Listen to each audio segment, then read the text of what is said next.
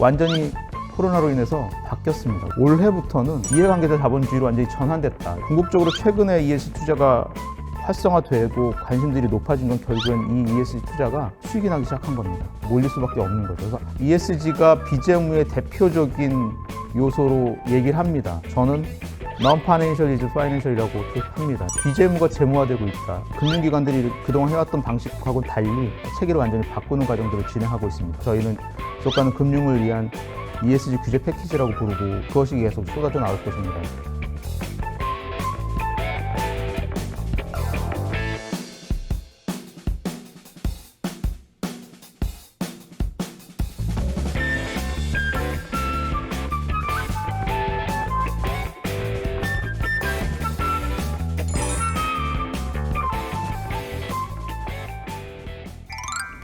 안녕하세요. 지속가능발전소 윤덕차입니다.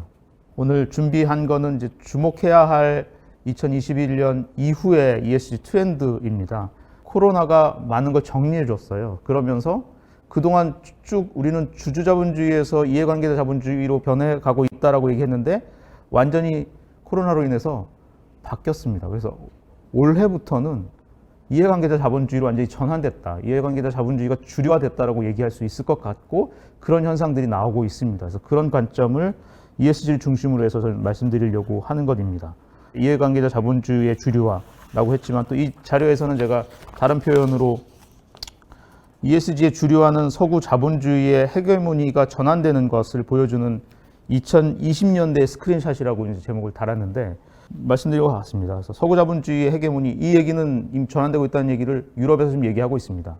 그러니까 ESG를 강조하는 것 자체가 이해관계자 자본주의의 핵심적인 내용인 거고, 그래서 이걸 중심으로 해서 모든 게 지금 변하고 있는 것이기 때문에 ESG만 보면 앞으로 2021년 이후에 2020년대의 모습들을 이제 충분히 짐작할 수 있기 때문에 그렇게 스크린샷이라고 표현을 했고요. 그 중에 첫 번째로 그래서 이제 제가 정한 제목이 이제 ESG 금융 데이터화입니다. ESG가 비재무의 대표적인 요소로 얘기를 합니다. 그런데 저는 Non-Financial is Financial이라고 또 합니다. 그러니까 비재무인데 비재무가 재무화되고 있다. 뭐 좀 어려운 표현일 것 같지만 간단하게 비재무도 숫자로 표현해서 재무처럼 평가할 수 있고 그게 지금 새로운 가치를 만들어내고 있는 것으로 말씀드리고자 합니다. 그래서 그 첫 번째 항목 중에 하나가 이제 이것인데 자료에서 보시는 것처럼 뭐 MSCI 같은 경우 그 밑에 보시면 ESG 인베스팅의 성장에서 지금 최근에 ESG 투자 굉장히 활성화되고 있는데 몇 가지 요소를 얘기하고 있습니다. 첫 번째가 기후 변화, 규제 강화 등과 같은 그런 세계적인 변화 또는 밀레니얼 세대 등으로 등장으로 인한 투자 의식의 변화, 그리고 세 번째가 ESG 데이터의 분석의 고도화인데 그와 같은 얘기들을 이제 계속하고 있습니다. 다른 표현으로는 마찬가지긴 합니다만 스튜어드십 코드가 확산이 되고 글로벌 공적 자금이 좀 더 지속가능 투자를 확대하고 있고 투자자들의 좀 성향이 바뀌고 있고 하는 것들을 얘기하지만 가장 근본적인 변화를 이끌어내는 것은 저는 ESG 펀드의 성과 개선이라고 생각이 듭니다. 왜냐하면 지금까지 오랫동안 이제 ESG 투자 또는 책임 투자로 해왔지만 명맥을 유지하는 정도였었습니다. 왜냐하면 주류화되지 못했던 이유는 항상 이 책임 투자가 받는 지적 또는 배리어는 좋은 건 알겠는데 그렇게 투자했을 때 수익이 나니? 라고 하는 거에 대한 답을 못했습니다. 그나마 답을 해왔던 것들이 글로벌 기관들이 평가를 해봤더니 한 15년 이상 투자를 하니까 기존의 시장에서 투자한 것보다 훨씬 수익이 나는 것 같습니다. 그러니까 책임 투자는 장기 투자일 때 좀 더 성과가 나는 것이고 여하튼 결과적으로는 수익이 나는 것입니다라고 하는 주장 정도였었습니다. 사실 투자는 투자거든요. 투자를 했는데 수익이 안 나면 이건 투자가 아닙니다. 투자를 할 이유가 없게 되는 것이고 장기 투자하려고 하는 연기금들 외에는 외면되어 왔던 것인데 궁극적으로 최근에 ESG 투자가 활성화되고 관심들이 높아진 건 결국엔 이 ESG 투자가 수익이 나기 시작한 겁니다. 수익이 나니까 몰릴 수밖에 없는 거죠. 그래서 아무리 스튜어드 코드가 확산이 되고 뭐 책임 투자 확대가 되고 그러니까 돈이 많이 몰려도 수익이 안 나면 이게 활성화될 이유가 없습니다. 그런 점을 굉장히 중요하게 저는 보고 있습니다. 근데 그 변화가 사실은 2017년부터 조금씩 나왔습니다. 해외에서부터 ESG로 투자를 했을 때 물론 이제 전략들도 많이 발전이 됐지만 기존의 펀드들보다 수익이 높아지는 사례들이 많이 늘어났고 저는 그 결정적인 요인 중에 하나는 데이터 분석 기술이 ESG 투자에 적용되기 때문이라고 말씀드릴 수 있습니다. 방금 말씀드린 책임 투자의 가장 큰 배리어는 수익성입니다. 근데 이 부분을 증명할 수 있는 이유가 나온 거는 이 전에도 한번 예전과 다른 방식으로 ESG 평가를 해서 예전에는 선정되지 못했던 작은 기업이지만 지속 가능한 기업들이 이 데이터 분석 기술이 이 평가에 적용되면서 등장하기 시작했고 이런 회사들에 투자를 하니까 실적이 좋아지는 것입니다. 그런 것들을 증명하고 있고 실제 그런 현상들이 많이 나오고 있습니다. 그래서 기존의 ESG 평가하고 다른 점들은 그렇게 해서 ESG 성과가 좋은 회사들이 백테스트라고 해서 분석을 해보면 실제로 수익도 좋지만 뭐 ROE도 좋고 또 리스크에 훨씬 더 강하고 반면에 언더밸류 되어 있는 그러니까 가치가 낮게 평가되어 있습니다. 그래서 투자를 하면 당연히 투자 수익률이 좋아질 수밖에 없는 그런 회사들이 많이 나오게 된 것이고 그래서 최근에 지난 해에 나온 이 아티클에서는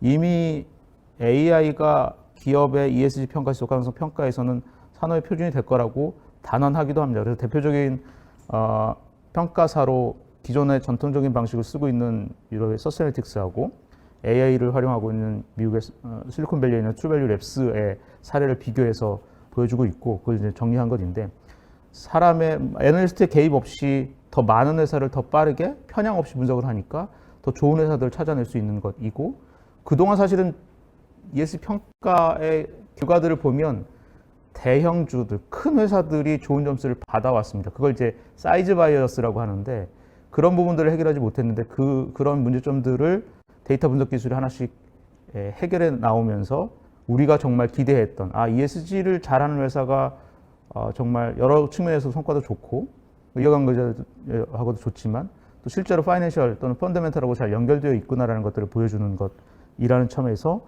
이런 현상들이 앞으로도 계속 나타날 것이라는 점에서 첫 번째로 ESG 금융 데이터화를 중심으로 좀 보시면 좋겠다라고 뽑았고요. 두 번째로는 ESG의 금융 리스크화입니다. ESG를 기초로 해서 이제 사실 금융의 서비스를 제공하는 것을 지속가능 금융이라고 합니다. 근데 이미 잘 아시는 것처럼 책임 투자에서 ESG를 기반으로 해서 투자가 이루어졌고 그게 이제 우리가 알고 계시는 2006년에 나온 PRI 책임 투자 원칙인데 다른 금융에 있어서는 이런 부분들이 적용되지 못했고 2019년에 책임은행 원칙까지 해서 나오긴 했습니다만 이것들이 다 사실 자발적인 이니셔티브에 의해서 이루어진 것이었습니다. 근데 최근의 변화가 뭐냐면 이렇게 해서 바텀업 방식으로 진행해서는 한계가 있다고 판단을 하게 되었고 실제로 그 중에 환경에서 기후 리스크 같은 경우는 금융에 직접적으로 영향을 미치는 재정 건전성 또는 금융의 안정성을 해하는 리스크 요인이다라고 판단을 해서 지금 최근에 달라진 변화 중에 하나는 탑다운 방식으로 지속가능 금융을 추진하려고 하는 것입니다. 그래서 이미 그러한 점에서 그 변화가 이루어져 있고 대표적인 게 이제 TCFD입니다. 그래서 G20의 재무장관 그리고 중앙은행 총재회의에 의해서 요청에 의해서 만들어진 TCFD가 사실은 기후 관련해서 재무를 공시하도록 하는 부분인 것인데 기업에게 앞으로 이 기후 리스크 자체가 기회일 뿐만 아니라 사실은 이제 위험 요인인데 이것을 잘 분석해서 재무를 공시할 때 같이 공시하도록 하는 그 일종의 공시 표준화인 것인데요. 이걸 탑다운 방식으로 만들어냈습니다. 그리고 이 NGFS라고 표현하고 있는 녹색금융 네트워크에는 이미 전 세계 66개의 중앙은행 금융감독기관들이 다 참여하고 있고 이 TCFD를 지지하고 있습니다. 우리나라의 금감원 금융이 한국은행도 참여하고 있는데요. 그래서 앞으로 금융감독기관은 금융기관들의 리스크 또는 금융 안정성을 관리 감독할 때 이 기후 리스크를 반드시 포함하도록 하고 있고 거기에 관련해서 2019년, 2020년 계속 권고안뿐만 아니라 가이드라인을 내고 있습니다. 그래서 지난달에 그에 따라서 이 금융위원회에서도 기후 리스크를 금융 안정성을 해야 하는 리스크 중 하나로 관리하겠다고 발표를 했죠. 유럽연합 같은 경우는 세계 금융감독기관이 있는데 기후 리스크로 표현하지 않고 아예 ESG 리스크라고 해서 이미 반영을 하고 있습니다. 그래서 그만큼 이건 단순히 기업의 리스크일 뿐만 아니라 금융의 리스크라고 인식을 하고 그걸 반영하기 시작했습니다. 그러니까 이제 금융이 그 원칙에 따라서 기업에게 적용되는 부분인 거죠. 그게 이제 지속가능 금융의 가장 큰 흐름 중에 하나이고, 이런 측면에 있어서 ESG가 단순히 우리 기업의 리스크로만 보지 않고 금융시장에서 굉장히 중요한 기업을 보는 또 다른 잣대로 본다라고 하는 점을 보시면 좋을 것 같습니다. 이런 측면으로 계속 이제 금융 리스크화하는 부분들이 이루어질 것입니다. 더불어서 궤를 같이 하고 있는 것인데요. 세 번째로 이제 앞으로 이어지는 현상 중에 하나는 ESG가 규범화될 것이다. 그 핵심에 이제 지속가능 금융이 있습니다. 그래서 모습을 예측할 수 있는 것은 바로 유럽을 보면 알 수 있습니다.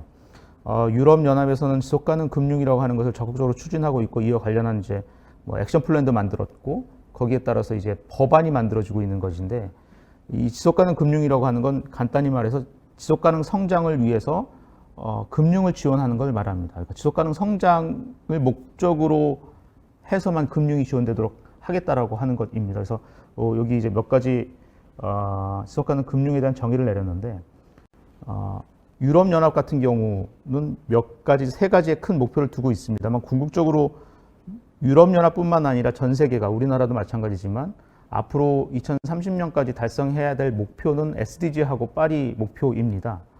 근데 지금 2021년이고 이제 10년도 남지 않은 이 시점에서 그 목표를 달성하기가 굉장히 어려운 상황이어서 지금까지 해왔던 방식으로는 한계가 있겠다고 인식을 했습니다. 그래서 유럽연합은 2016년에 지속가능 금융에 대한 중요성을 강조하고 전략을 수립을 시작해서 그게 나온 게 2018년에 지속가능 금융에 대한 액션 플랜입니다. 그 핵심들이 총 10가지인데 핵심은 뭐냐면, 앞으로 모든 금융은 지속가능 활동에만 지원하겠다라고 하는 것입니다. 그래서 ESG에 대한 개념을 다시 한번 또 보실 수 있게 될 텐데요. 그동안 ESG를 평가해서 ESG가 좋은 회사를 이제 지속가능한 회사라고 표현을 하는데, 그런 회사와 아닌 회사를 나누어서 이제 투자를 하게 되는데, 나아가서 그 기업의 활동을 나눕니다. 그래서 작년 2020년 6월에 나온 텍사노미 규정은 지속가능한 활동을 약 100여 가지로 정의를 내립니다. 그래서 이 활동에만 금융 서비스가 제공되는 것을 지속가능 금융으로 보겠다고 한 것입니다. 그래서 그 내용으로 모든 것들이 바뀌고 있습니다. 19년도에 나온 법에서는 그게 이제 SFDR이라고 하는 건데, 지속가능 금융 공시규정인 것인데요. 이미 기업들은 비재무 정보를 공시하도록 의무화되어 있는데, 그것도 지속가능 활동과 아닌 활동으로 나눠서 보고하도록 하고 있고, 그 지속가능 활동에 금융 서비스를 제공하고 있는지 여부를 금융기관들도 보고하도록 하는 게 이 SFDR이라고 하는 규정이고, 또 그런 활동에만 예를 들면 그린본드라고 해서 만들어진 이제 녹색 채권에 의해서 발행을 해서 만든 자금을 그 활동에만 쓰도록 해야 그린워싱이 아니라고 인정받게 됩니다. 많은 부분들이 그렇게 바뀌고 있는데, 그 이유는 액션 플랜의 첫 번째에서 보시는 것처럼 자본의 흐름을 전환시키기 위한 규정들입니다. 그래서 많은 부분들이 이 자본 흐름이 금융기관들이 그동안 해왔던 방식하고는 달리 이 카테고리와 이 기준에 의해서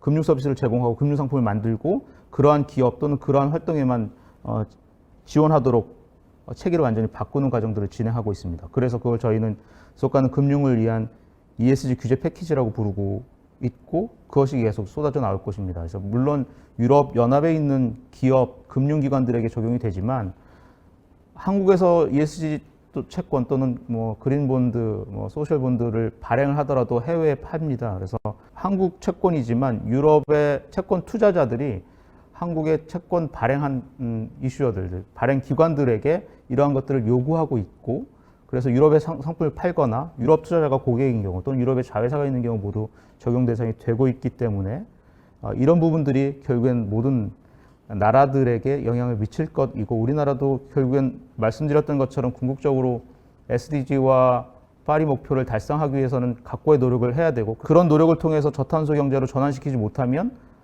실패하는 것이고 결국엔 뭐 우리가 그 다음 이후를 생각할 수 없는 경우이기 때문에 지금까지의 이니셔티브 방식 또는 자발적인 방식으로는 한계가 있고 이걸 이제 강제화하는 부분들이 계속 논의되고 검토될 것입니다. 그걸 볼 수 있는 단초가 이제 유럽 연합의 사례인 것이고 그런 측면에 있어서 제가 세 번째 앞으로 2021년뿐만 아니라 2021년을 이유로 해서 계속 보게 될 모습들이 ESG가 규범화될 것이고 이게 지속 가능 금융을 추진함으로써 이런 것들을 이제 바꾸려고 하는 작업들이 이루어질 것이라고 말씀드릴 수 있습니다. 네 번째로는 이제 ESG 공시 표준화 논의의 가속을 뽑아봤는데 여러 기관들이 이제 ESG 공시 기준을 발표해 왔는데 그게 대표적으로는 이제 5개의 글로벌 주요 이니셔티브가 있습니다. 이 기관들이 지난해 9월에 공동 성명서를 발표했습니다. 여태까지 그런 적이 없습니다. 그만큼 이제 논의해야 될 시기가 도래한 것인데요. 대표적으로 CDP, CDSB, GRI, IR 이제 통합 보고서의 프레임워크를 만든 IIRC, 그 SASB 이렇게 되어 있습니다. 그런데 이 중에 3개 기관이 통합됩니다. 그래서 SASB와 IR은 이미 발표를 했고 CDSB는 아마 올해 6월에 통합이 될 겁니다. 그 이제 통합되는 그 기관이 Value Reporting Foundation이라고 하는 것인데 결국엔 SASB 중심으로 통합이 되는 것 같습니다. 그러면 이제 GRI와 CDP 이제 전통적인 우리가 잘 알고 있는 공식 표준화 기관이 남게 되는 것인데 아직 어떤 방식으로 갈지는 모르겠습니다. 여러 가지 논의들을 하고 있는 상황이긴 한데 재밌는 건 이제 사스비는 뒤에 이제 블랙락이라고 하는 전 세계에서 가장 큰 자산운용사 미국계이죠. 에서 지원하고 있고 그래서 작년에 레리 핑크가 얘기한 이후로 300% 이상 사스비를 기준으로 해서 보고하는 기업들이 늘었다고 합니다. 그래서 사스비는 미국 기업들이 주로 많이 활용하고 있는 것이고 아시는 것처럼 GRI나 CDP는 유럽계 그리고 이제 뭐 아시아, 한국, 뭐 일본 쪽에서 많이 적용하고 있는 기준이긴 합니다. 근데 더불어서 최근에 몇 가지 흐름들이 있는데 이 공시 표준화 논의들이 이제 막 시작이 되는 것인데 어떤 방식으로 할지 모르겠지만 제가 보기에는 유럽계와 이제 미국계로 나눠져 가지고 이제 논의될 것 같고 그 이 5개 기관의 공시 표준화 논의에서 조금 이제 또 등장한 것이 IFRS라고 하는 이제 재단이 재무 회계 기준을 표준화한 경험을 가지고 우리도 한번 해볼 수 있지 않을까라고 해서 지난 해 12월 31일까지 컨설테이션 기간이어서 이제 의견들을 받았고 아마 참여하게 될 것입니다. 그래서 그런 측면에 있어서 또 이제 새로운 공시가 나올 가능성이 있긴 합니다. 그래서 이런 부분들이 앞으로 조금 더 주의 깊게 볼 필요가 있는 것 같습니다. 이미 우리는 많이 GRI를 표준으로 해서 SR을 많이 발행을 했었는데요. 거기에 같은 달에 이 다보스 포럼에서 이해관계자 자본주의 지표라고 하는 것을 또 발표했습니다. 이것도 새로운 공시 표준입니다. 이 부분 재밌는 건 이제 SDG를 좀 기반으로 하고 있고 거기에 이제 비즈니스의 퍼포먼스하고 리스크 관점으로 이제 공시를 하는 것 이어서인데 기존에 보지 못했던 몇 가지 지표들이 있습니다. 다행인 거는 이제 산업별로 업종별로 이렇게 뽑아놓지는 않고 총 50개의 매트릭스로 구성되어 있긴 한데 그래서 이것은 최소한 앞으로 유엔의 SDG 달성을 잘 하고 있는지를 보기 위한 성과 지표로 공시를 하도록 요구하고 있는 상황입니다. 그래서 이런 부분들이 조금 공시 표준화하는 데 있어서 같이 공론화 선상에 놓고 논의하게 될 것 같습니다.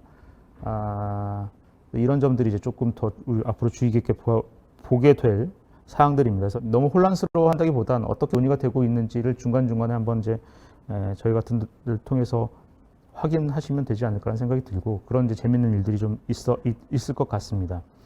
끝으로는 이제 조금 더 강조되는 부분들이 지속 가능한 서플라이 체인 리스크 매니지먼트입니다. 그래서 이미 잘 아시는 것처럼 코비드-19 이후에 어떻게 그 기업들이 그 위기를 극복했는지에 대한 과정들이 되게 중요한 레슨들을 갖게 됐습니다. 그래서 결국엔 글로벌 공급망에서 노동 관행과 인권에 대한 이슈들이 굉장히 부각되고 이것을 잘 관리하는 회사들이 살아남고 이 위기를 잘 극복했다라고 하는 관점에서 이 부분을 조금 더 강화하고 이것을 관리하는 노력들이 새롭게 이어질 것 같습니다. 물론 이미 그 전서부터 뭐 미국의 캘리포니아의 공급망 투명성법 또는 영국의 이제 모던 슬래버리 액트라고 하는 현대판 노예법 등을 통해서 대기업들은 협력업체의 이 노동 환경 인권에 대한 부분들도 관리하도록 의무화하는 것들이 퍼져나가고 있는 상황이었었는데 코로나가 이제 또 하나의 이제 불을 지핀 셈이었습니다. 물론 이제 SK에서도 큰 대기업들도 관리를 해 나왔습니다만 그 대상이 ESG로 좀 더 확대되고 지금까지 해왔던 몇 가지의 단순한 이 서플라이 체인 리스크 이슈가 그 전까지 사실은 협력업체의 거버넌스까지 건드리진 않았습니다. 간단히 말해서 협력업체 이런 ESG 관련한 문제가 생기면 그건 원청업체의 책임으로 묻는 것들이 사실 현대판 노예법이나 지금 최근의 흐름들이었고 그게 또 이제는 협력업체도 인식하게 될 겁니다. 결국엔 이런 위기 속에서 빛을 발하는 회사들은 이런 서플라이 체인 리스크를 잘 관리하는 회사라는 것이라는 측면에 있어서 우리도 협조해야 되겠구나라고 하는 것들이 있고 그렇게 되지 않으면 우리가 협력업체로서 계속 같이 일을 할 수 없는 것이죠. 그래서 공급망 리스크는 인권 문제이기도 하지만 공정무역의 문제이기도 하고 또 CSR 문제이기도 합니다. 그래서 이미 이런 부분들에 대한 것이 보편적으로 공감대가 이루어지면서 이 부분에 있어서 또 하나의 이제 조금 관심 있게 봐야 할 큰 기업들인 경우에는 이슈가 되지 않을까. 그래서 2021년에 모든 게 이렇게 다 이루어지지는 않겠지만 요 2021년을 기점으로 한 향후 뭐 5년간은 이런 부분들이 조금 더 많이 부각되지 않을까라는 생각입니다. 네, 이상으로 제 설명을 마치겠습니다. 감사합니다.